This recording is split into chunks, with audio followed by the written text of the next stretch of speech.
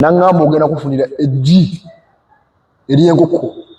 etazaalangako kubayita omuseera nenga mweru. Ate otegeera otya nti kati lino lya nkoko myufu no lya njeru anti liryakutumye eggi oza kuteera kali ako kakuliza oba tosobole ogenda tuwa ssente tukuleetere. Ogenda kunfunira paadi y'omuwala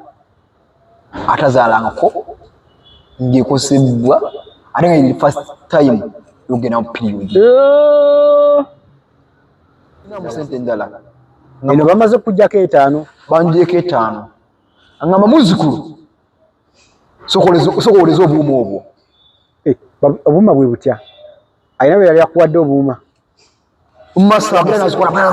nayiwa nagamba olaba ono akutambulirako ono olwakwata ensimbi eŋŋanda zimu endegerege azanyisa aziyiwaawo oba njite sabo era libasabo naye nga likuta akazikiza mwana wa nnyabo.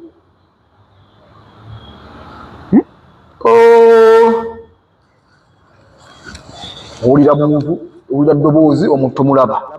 ali mu Uganda, East Africa wamu ne diaspora nga gwe wasalawo okwekumira ku mikutu gino okola kyamaanyi nnyo era nkwebaza ak'ensusso. Olunaku olwaleero nzize ne episode endala ekwatagana ku omugenzi Moses Kalangwa. Mujja kunsaasira ng'omuntu otuuka n'oyagala okubala ekintu okyesonyiwa naye ate waliwo details ezijja nga tusobola zeewala. Mbadde ndi awo omu ku bantu be nakolako interview ye yagaana okulabika mu kamera Border Guy Dennis erinnya nzikiriza odyogera ng'alina byayagala okunyumiza bye yaguddeko ebimutuusizza ku ssa erigamba nti Kayunga ebitundu ebiriraanyeewo awanise kadde ewaabwe mu kyalo gye yava amanye nti ensi egaanye. Ne gatulye ku ssoola ye biki ebimutuusizza ku linessa era biki ebyabadde okutuuka okugamba nti ekimala kimala kaneesonyiwe ebintu by'e Kayunga agambe kimu ku ebyo bya malogo. Waliwo ebintu bingi nnyo byabadde ajja alaba n'ebyo bimutuuseeko tutuuka ku ssa. Balaba vidiyo ezasooka eza Border Guy ono tujjukira nti yasembayo ng'atugamba nti yabbibwa oli yakola olukuusikuusi n'amubbako ssente ng'agamba omutwala mu banene bamuyambe omufunya stage e Kampala n'omuwa ssente oba omugulira piki. Byonna byonna byaliwo mu ziri episode oba mu vidiyo ze nasembayo okukola naye. So olunaku leero yangambye kanoonyeeko annyonnyole nga bw'agenda okuwanika dde mu kyalo. Bassebo ne bannyabo biyinza okubeera nga bintu biringa ebyangu ku sayidi yo naye tumanyi kyekitegeeza omulimu gwe kusaanawo gubadde ojjamu 10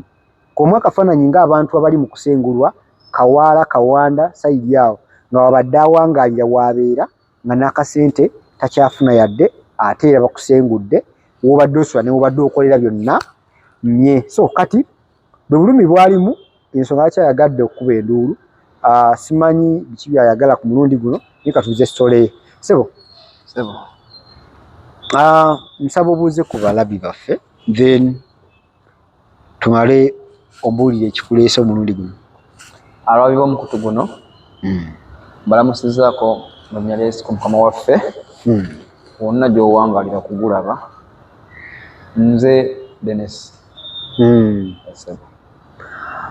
Dennis twakoma ku luli ng'oŋŋamba nti embeera okuva lwe wataakiriza omukulu oba omugenzi tewoomesa nnakabululu gy'oli. Ki ekyatuuseewo era lwaki tuli wano omulundi guno? Ekisa kyampedde siriddamu kuyamba nawanise kisa kyampedde siriddamu kuyamba nawanise kubonegezaako kuyamba mu weeks ndoza 2 obulamu bwange buli kuvuga speed okuddayo ku 0 bwekituwako obulamu bwange kikyuka okubonegezaako kuyamba omuntu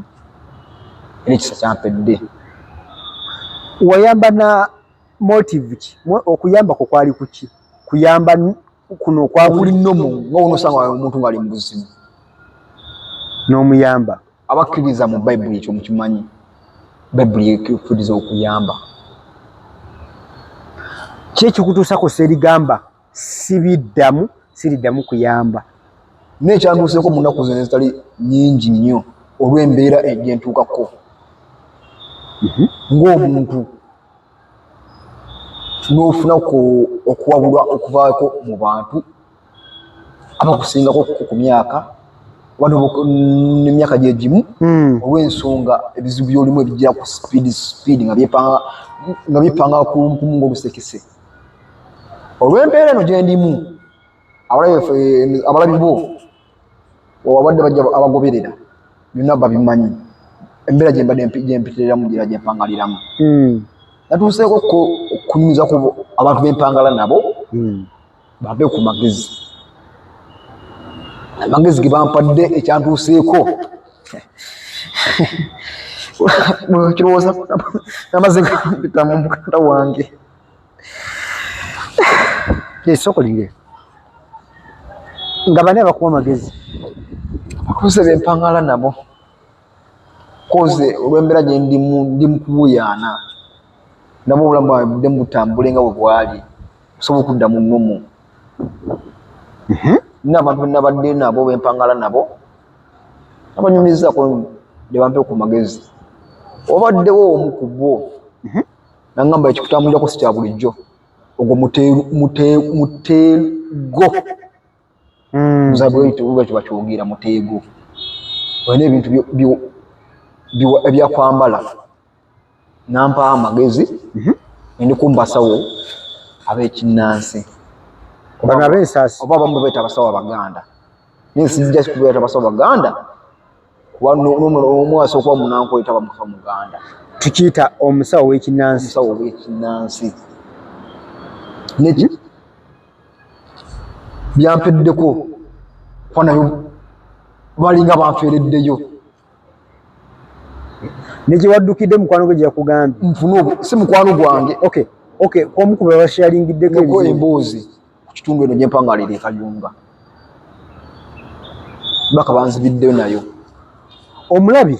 asobola okwebuuza okufera kwavudde kuki era biki ebyabadde what exactly happened okutuuka okugamba nti nze kayunga munaabye kanzire ku mikyalo ewaffe tuuka omusajja yabiŋŋambye ampa endagiriro faanayo oyo omusawo w'ekinnansi abangalira mu kayunga wonaboneddaekitinzi ngiri wa bodaboda nabadde manyiwo nesula mudde neŋŋendayo nti nsanga olubiri oba embuga nga byakwata nnamba munnange okulaba omukulu sikuva eno ng'ozunga nti yagala kulaba omukulu ennamba eyo gikuwa osooka nosasula emitwalo 3 okufuna ennamba namba etya onjagala omulabi waffe afune ekifaananyi ekituufu nga bwogamba nti nze namba emu ne bakuwa kapapula ka namba emu kisinzira abantu kiboba osanzeewo abakuli mu maaso kati mukubakolako era muva mu nambaazi bagamba namba gundi yingira nze nabadde wa namba 65 tufudde aba n'abantu bayitirivu nnyo bwe bati bayitirivu ennamba ogigula emitwalo 3 ogikuwa ekyo zo non-refundable teziddizibwa kibanga wonoogera mu ddwaliro consultation ne bagamba ogenda sente zibwe zezigwe kulaba dokita teziri ku bujjanja bijja sigera kulaba dokita okujesalira mu kitabo emitwalo 2 kwanza emitwalo 5 gigudde wali eri tonalaba musawo sinalaba musawo nendirira sawa zingira musawo 3 ezaddi ezekiro ayagenzeyo emisana muli ku layini basoma omwomu enamba yange etuuka situuka ŋŋenda oba njite sabo era libasabo naye nga likutakazikiza mwana wa nnyabo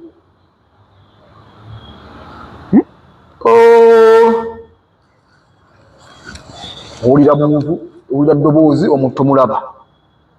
owulira bintu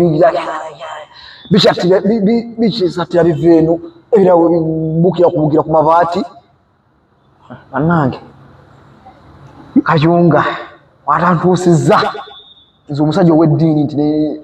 neŋŋenda mu masabo munnange tuli musawo meka ezo totolokedde esatu nnyabwe wati awo ez'ekiro zalokedde ankuba mu ttooki oba ngamba omuntu okukuba mu ttooki omuntu asobola kitegeera enemulisa omuntu owo abamanyi ebyobusawo omuntu okugamba okukuba mu ttooki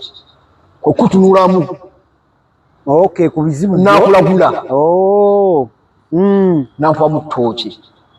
aŋŋamba kino nga byagamba bituufu oba just byobulabira ebintu ebiri jeno bituufu byadda ŋŋamba naye nga wamanyi omutuuka mu kifo okuba buluddewo okyalingawo ku kumboozi eyisaawoza okuba olweyo litutteyo oba soke ngaakugamba mbuki munange gwe wayamba omuntu bwoti ne bwati nti ye naye okuva olwobamu tebuddamu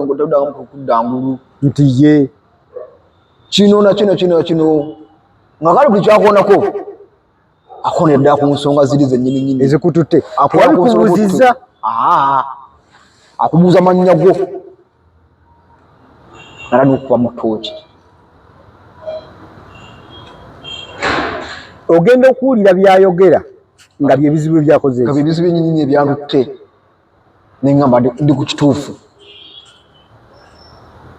amangu ago olwo omusajja akonye ku nsonga nga nnya ezikuliko nawe weesumulula nawe oyongeramu okyongerako kwakonye ku nsonga ezikututte weesumulula naŋŋamba oli wa mukisa naye bajjajja bakwagala kuba besigaza ennaku ntono nnyo ofe ne bajjajja bakwagala igwe okufa naŋŋamba kotuuse wano bajjajjawo bakutambuliddeko nebakutuusa ewantu watuufu mu bulamu bwo alaba Focus TV ayinza okwagala okusigibwa ekifaananyi wali baddeko omusabo before bino watebinaapeninga sirigendanga wali obiwuliddeko keeyo mu Kayunga gye mbadde muwangaalira ebitya ebyamasabo biki bikyaba amalogo biki gye bifanya gye bulaga ebintu ebisinga wano mu Buganda ebintu ebyo mwebiri nakuba biba byekusifu bw'oba toli mugenzi waabyo kiba kizibu okubimanya naddala baba nnyo mu byalo mundamukko sikuzi main so otuuka wali nawe neeyabya aŋŋamba kotuuse wano gisa n'omukono maaso oli onatera okufa bajjajjaawo bakyakwagala okuba ngaokyali mulamu naŋŋamba ogenda kumpa emitwalo 20 gyokukolako 20 cash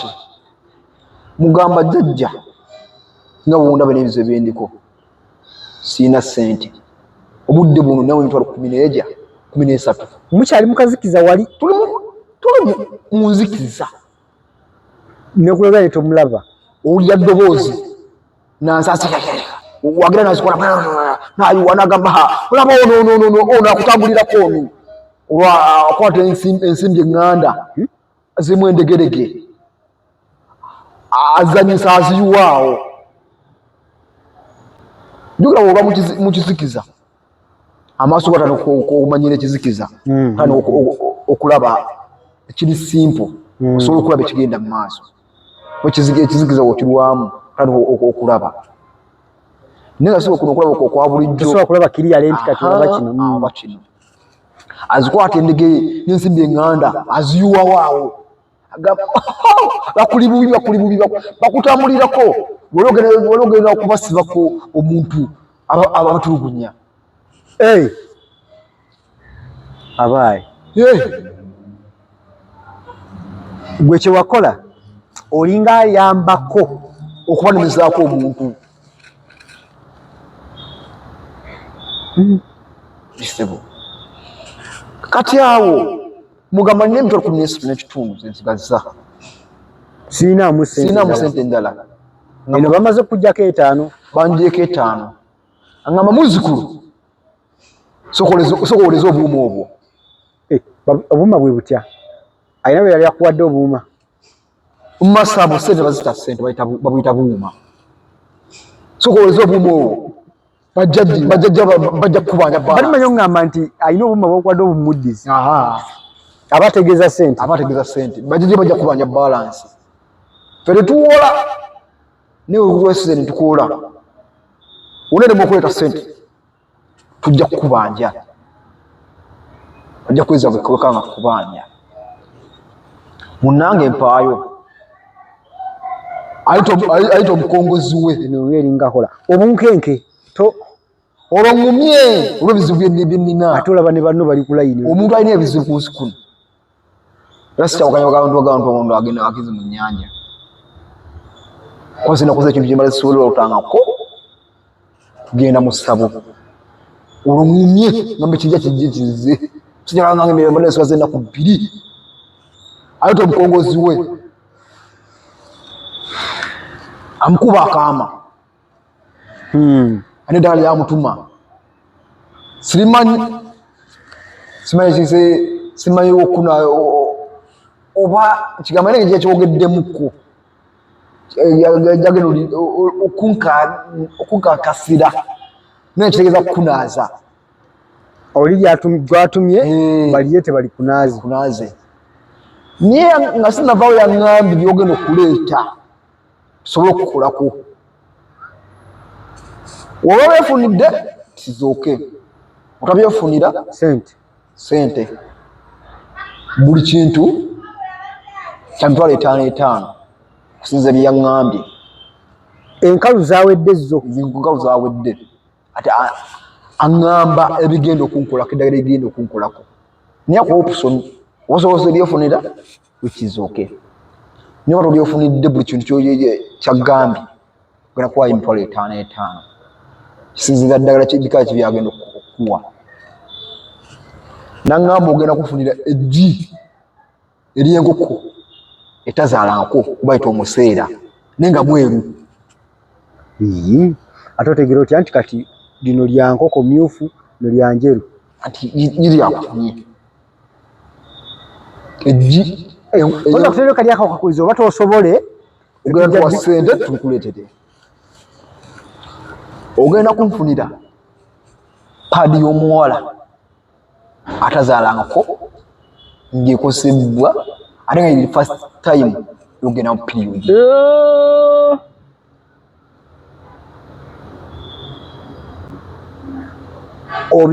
otegeera otya nti ono ye first time ye era ino padding anti yagambye obikulemerera sokoleke ngandabangawo ekkobaane because waliwo akakwakulizo nti olwabiganyi omuwa sente tolowoozaamu nti waliwo ekkobaane nti ebikugambibwa bijje mu nkalu mu sente nkalu anti awo ensozi ndokugamba nabbiddwa nantuma n'enviiri eza namagoyi ebintu bisatu byantuma lwaffe emitwalo nga 15 that is oba tobifune naŋŋamba obyomala obifuna tugendagenda mu masaŋŋanzira obinaabye emisana ku ssaawa 6 ogw'omutuntu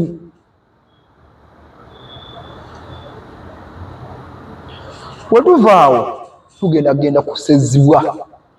ngo batasezibwa ku ssaawa 6 ate ogwo gwakiro kuli olutindo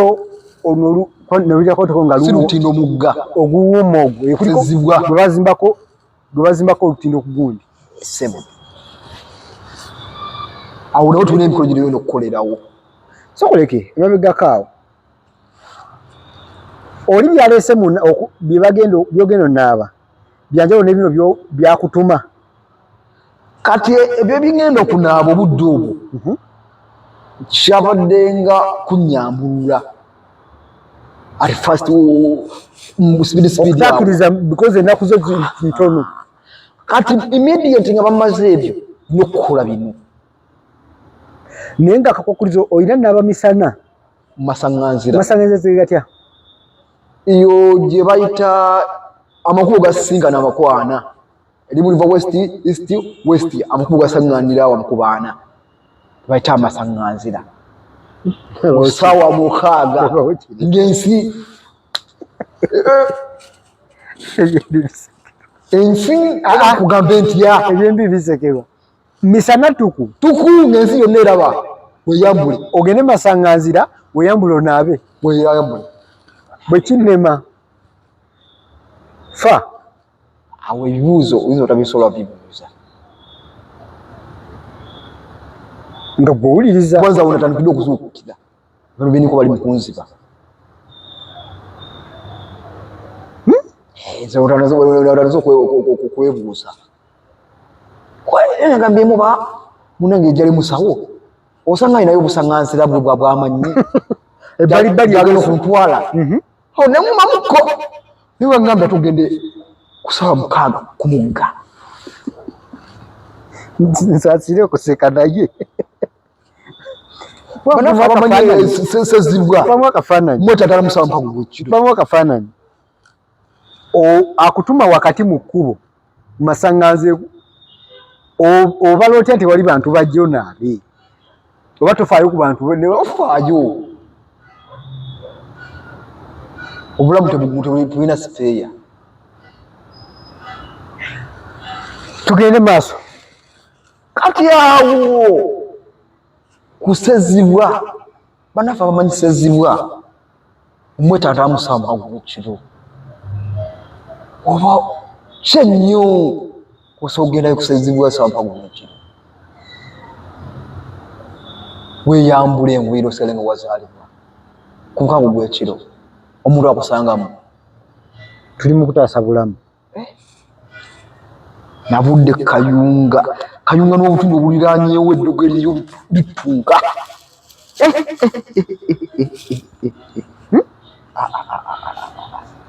fayini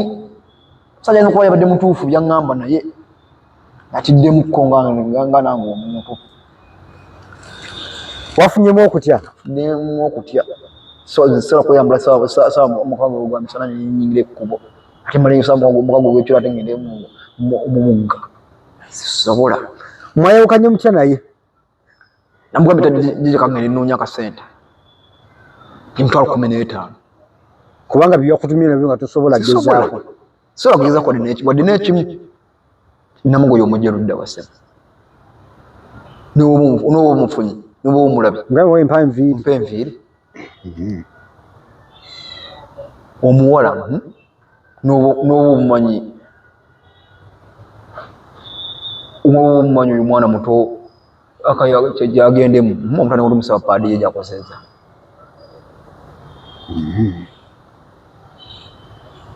yabaffe omumanya te fayina ogirabye envugunvuguko njeru nomanya te gugusiso okubiika era lyeggi lyayo erisookedde ddala byonna ogenda bigaragaramu ngulaba kawaani nga tebigatta nga tubekayunga balogo n'emiriraano nolamu bulamu kati abaga kamaanyi nnyo nekyo ekyankubye encupwe kansala eyafudde kansala aliwo ayina oba yekitatta ni kansala kitatta yes jukira kansala eweeyo gundi wammwe era kasaidizeyo kayunga jukira kayunga ne mukono byebimu jukira nagamba ntibange badde bansuugenda osuubira ebintu emikono byebimu sokolekedde enfa ya kitatta yabadde etinto fa kitatta story yo focus twagikoze by the way what was the thing yana byekusa ku malogo dogo kitatta yabadde dogo kwani weddira mu ntebe okisaala kiri ekiwedde yafugako emyezi 3 naye naafa mu mbeera yeeyo yeemu kitatta kankozesa embu sijja kulumiriza nnyo naye entebe yamusiza yawa sipiika woofiisi yamusiza eddogo liri mu katundu ako Kayunga Bugerere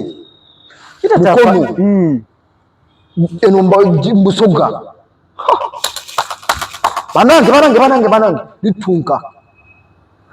Kitatefa yabadde etya entuufu kitatta mu nnaku nga bbiri nga agenda kulayira era obutewulira bulungi ng'omuntu n'ogerako mu ddwaliro n'owooza bijja kuba bulungi kati mu ssaawa y'okulayira lwe nnyini ku makya nga bagenda kulayira mbeera neeyongera neekula ey'obulamu bwe kati bamuleeta mu mmotoka gy'alayire munnange yalayira n'ebigambo tebyatuuka bulungi ng'alina ebifaananyi mu mmotoka n'ebifaananyi bulungi kavidiyo nakalabyeko olwamala okulayira bw'ati nduze eddogo lyalinga ligambye naffe katumutwale bagenda omutuusa mu ddwaliro ayi nga kitata mufuwa jjo yemuyaga ezikaza engoye era nze abantu baawo sikyasobola kubabeeramu yani akaputi kange 25 ndi mu Katunda sikyasobola osazeewo ebibyo byonna kambitunde nzuse famire yange obulamu nga bukyaliwo kino ekya kansala kyayongedde okunkuba enkikwe kuba ye muzaale noli nagamba tajja bituulamu ente byewa sipiika era teyagitudde yakomye mu kulayira neeyaliko kansala gwadira bigere kisaa kiri ekiwedde 2021 yafuukako emyezi 3 naye n'afa funisala nga kikalu kitegeeza bulijjo bwe tuwulira nti eddogo linyooka ekayunga mukono buyikwe bike lyeriri lya ddala nakkiriza netooki omusawo w'ekinasi gye yankubyemu yabadde entuufu naye obukwakkuzi bagigendedde kubona tidde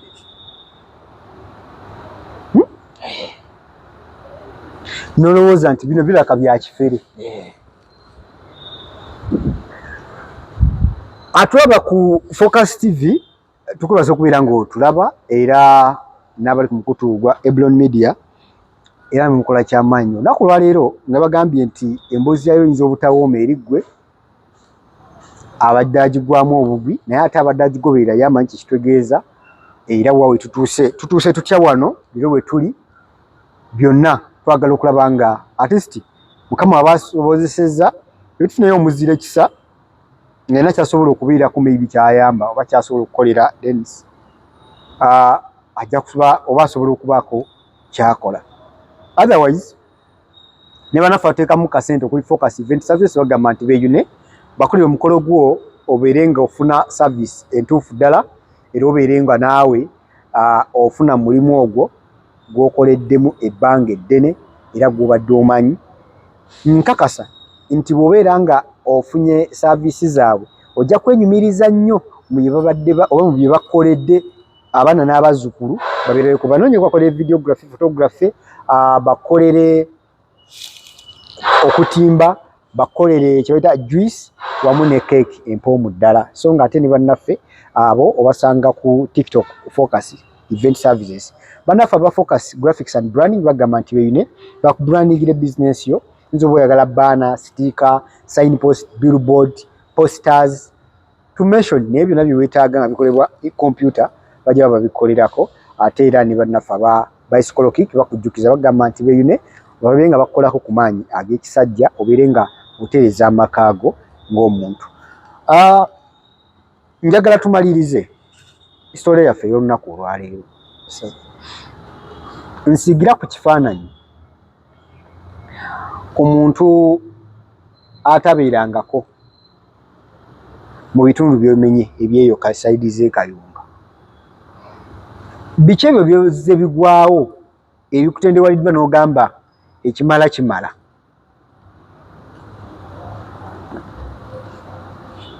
Enfa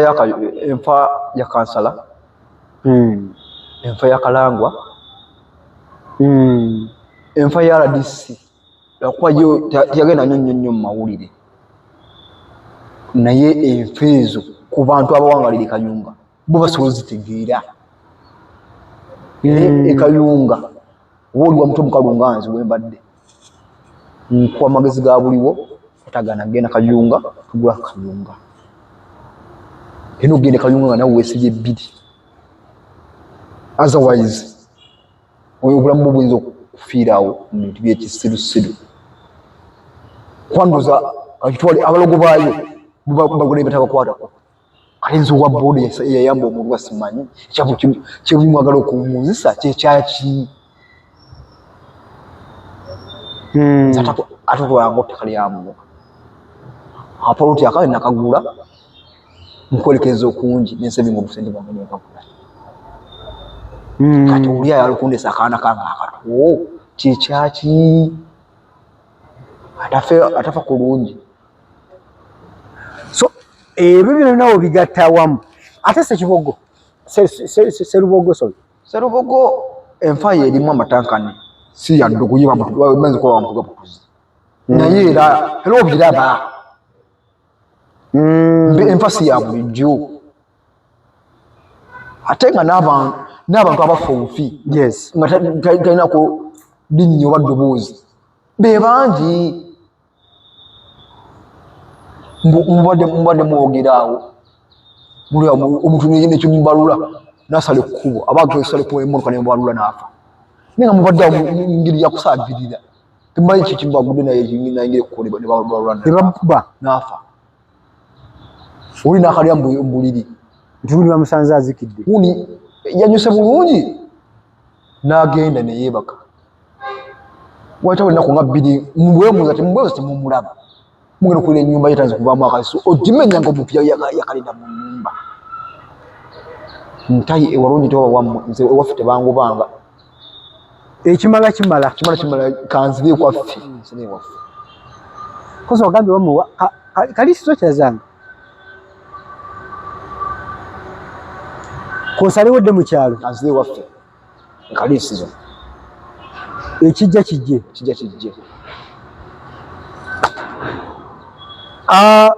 Tokyakuba mulanga eri bantu kubaako kibayamba. Emiranga nagikuba nenkoowa nabo benyeza okubira emiranga byebanfeera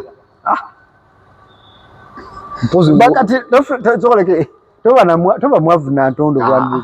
obuntu okuyambaku tekuggwayo. Mpozi wengala kunjo kyayo omukalu bweyaniriza nebyogamba mu connecting kugundi wabitoye nala okunyamba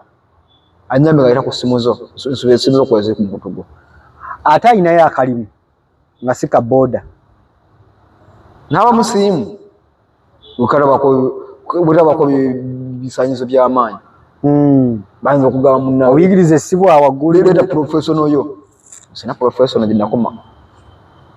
masenya 5. So oli waba alina omulimu gw'alina nga gusobola okukolebwa nga teguliko that gundi oli free ogenda okucapa. Kale tetuyinza kubanga tusuka wano obadde mulabi mulungi okuva gye twatandikidde mpaka wano, era nnyongera okutegeeza nti gw'atanaba kusubscribinga nkusaba subscribinga tubeere nga naawe ofuuka family eya Focus TV tubeere nga tutambulira wamu naawe. Nze Ade Wilberforce Ssekimwe Muyanja tusikane nate mu video ezijja mu maaso awo. For now, bye bye.